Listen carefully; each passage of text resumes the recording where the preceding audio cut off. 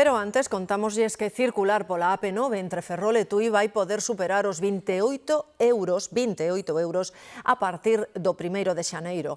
É €1 máis que agora. O aumento da tarifa da autoestrada non está aínda aprobado, pero a Audasa xa nos recoñece que sí que está traballando nesa cifra. Calcúlase co IPC de novembro e unha suma do canon que reciben a concesionaria en compensación pola ampliación da ponte de Rande. Mariola. Si, unha suba que se vai confirmar o próximo mes de decembro cando o Goberno publique as tarifas para o próximo ano. Os usuarios botan contas dunha suba que moitos consideran excesiva. Dende a Asociación de Usuarios en Colectivo piden ao Goberno que non aplique esta suba unha vez que a Xustiza ten declarada ilegal a prórroga da concesión.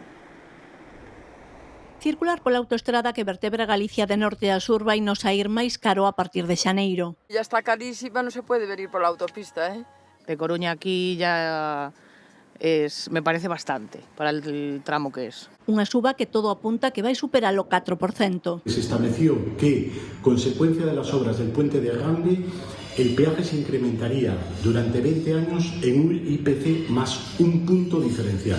Esto es una burrada. No puede ser que Vigo-Pontevedra supere los 5 euros. E o treito completo entre Ferrol e Tui situaríase nos 28 euros. Os transportistas botan contas. Si sube un poco más, mucho lo que tendremos que ajustar. Me abono del telepeaje de cuando vuelvo por el mismo sitio, pero es demasiado caro.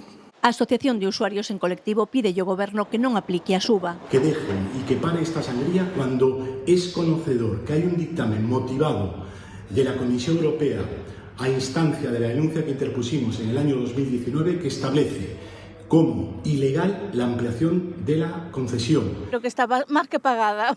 As tarifas definitivas coñeceránse o próximo mes de decembro.